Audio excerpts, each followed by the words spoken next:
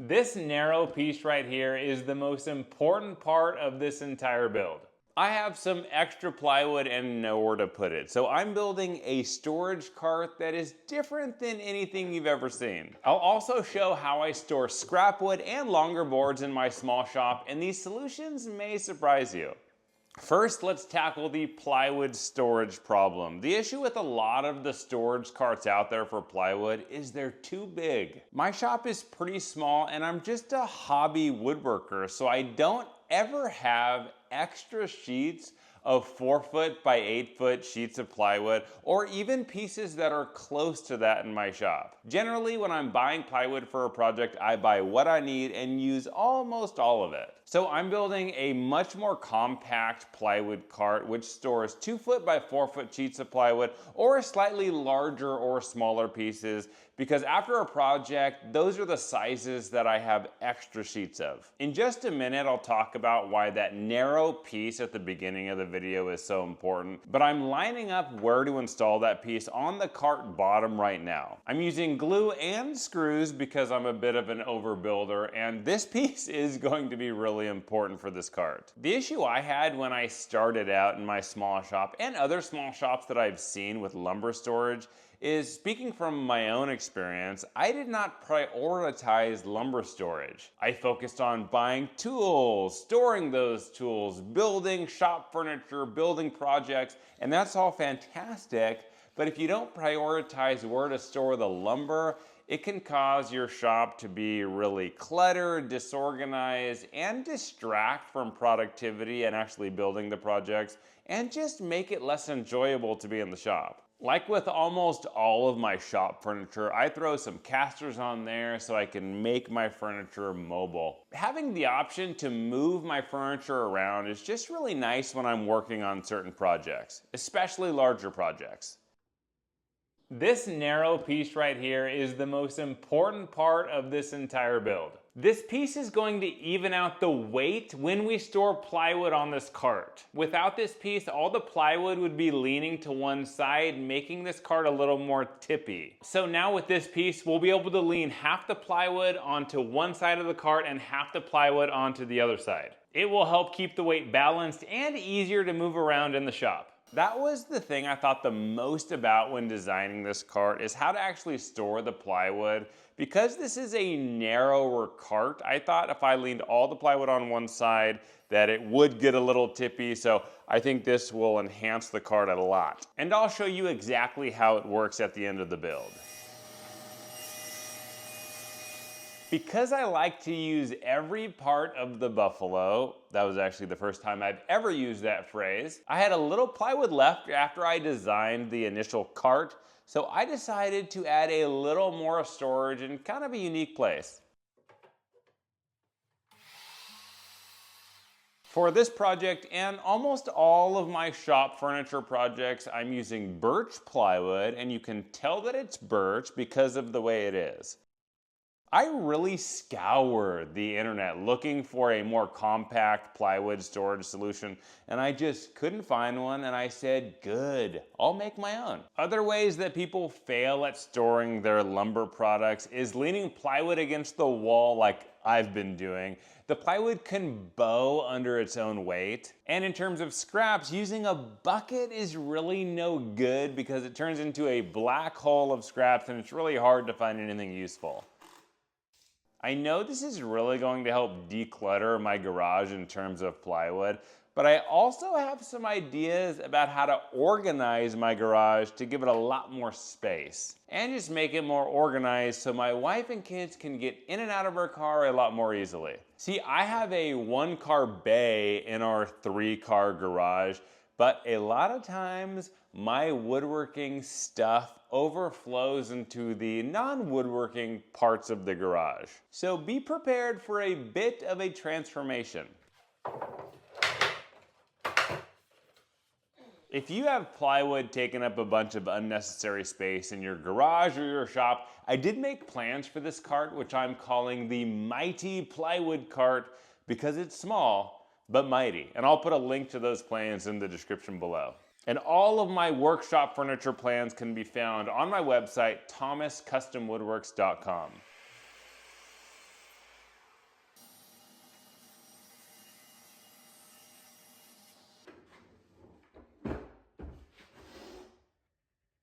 I'm about to use the circular saw, and I've been using the circular saw a lot more recently. I used to never use it because when I started woodworking, it was one of the first tools that I bought, and it was horrible. It just didn't work very well, and I felt really unsafe using it. So I actually bought a track saw because I thought that's what I needed. But then I realized the reason I hated it is because I had a horrible, very cheap circular saw that just wasn't a great tool. It was a Ryobi, and it's not just the fact that it was Ryobi. I've had some Ryobi tools that were good. This was a very cheap Ryobi circular saw, about the cheapest they sell. So anyways, long story a little bit longer, I got a DeWalt circular saw, and it is so much better. That's why I created a free tool list to tell you exactly which tools you should buy. They're budget friendly, but they're also quality. You can find that free tool list in the description below.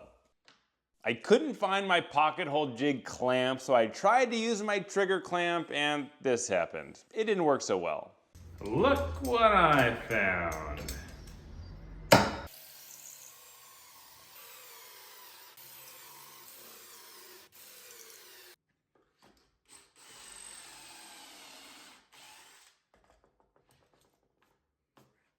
Gosh darn it, I love pocket holes a lot, excuse my language. They're one of my go-to methods for joining two boards together, especially when I'm using plywood, and especially when those projects are workshop projects. I love how beginner friendly they are, and they're one of the first joinery methods I used when I started woodworking. I know it's not ideal to use them on actual lumber projects, non-plywood projects, but I've used them on a few and they've held up just fine. With wood movement, they're not recommended, and I know other people have had other experiences where their projects have failed. I've only used them on a few lumber projects, but they've been solid. In just a few seconds, we're about to enter one of my favorite segments, Mistakes Were Made. And whether this is a good thing or a bad thing, this segment is in almost all of my videos. Let's see if you can spot the mistake before I point it out.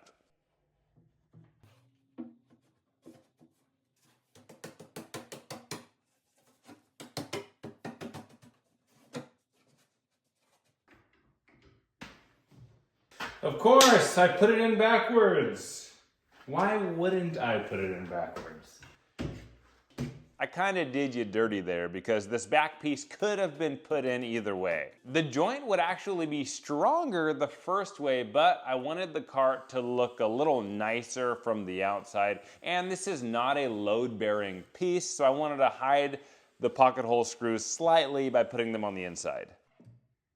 Okay, let's transform this garage into a much more organized space. And to do that, I'm going to use a bit of magic.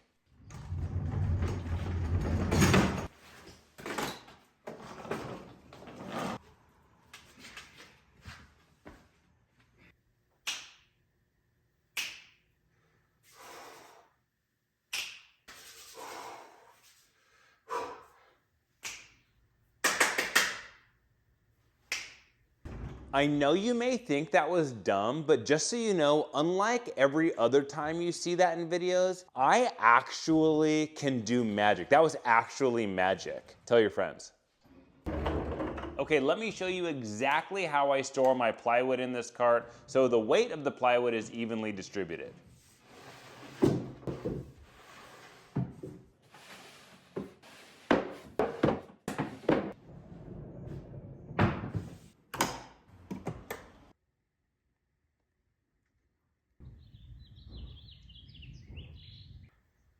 Let me show you exactly how I store longer lumber in my shop, and this storage solution may surprise you because I'm really big on building everything in my shop, but in this case, I bought the lumber rack.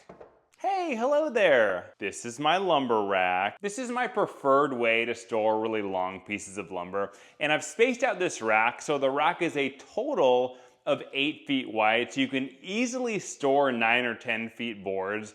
And I generally never buy a board that's longer than 10 feet. The lumberyard that I go to, that's about the longest boards that they have. But this can also store shorter boards. I store 4 and 5 foot boards as well. I am a big fan of building shop furniture and shop storage solutions but I just needed a rack that worked. So when I started woodworking, I bought this Bora rack and it's worked really well. By no means is it the only lumber rack available. I know Rockler has a lumber rack, which I'm sure is fantastic because pretty much everything they make is great. And there's a bunch of other brands, but this Bora rack has worked really well. Building a lumber rack probably wouldn't take very long at all, so that's a great way to go. But if you just want something that works, buying a lumber rack is great too, if you need my permission. Either way is a-okay with me.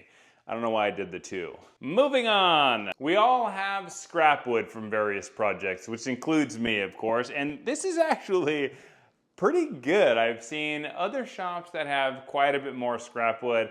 When I built this scrap lumber cart, I got rid of a bunch of scrap pieces that I knew I would never use. So I'm sure this will fill up more in the future, but right now it's pretty mild. Before I built this staggered mobile lumber cart, I had a really big 5-tiered shelving unit, which worked well, but it just took up a lot of space in my shop. And it was so big that I kept more scrap wood than I would ever use because I had the space. This is nice. There's plenty of space for my scrap wood, but not so much that I'll be hoarding stuff I'll never use like ever. And there's space for longer lumber pieces as well, which is nice. There's a lot of solutions out there for scrap lumber storage. A lot of them that I have found were really big, and I'm really limited on space. My shop is 198 square feet, not 200. So I wanted to build something that had a much smaller footprint, and this did the trick.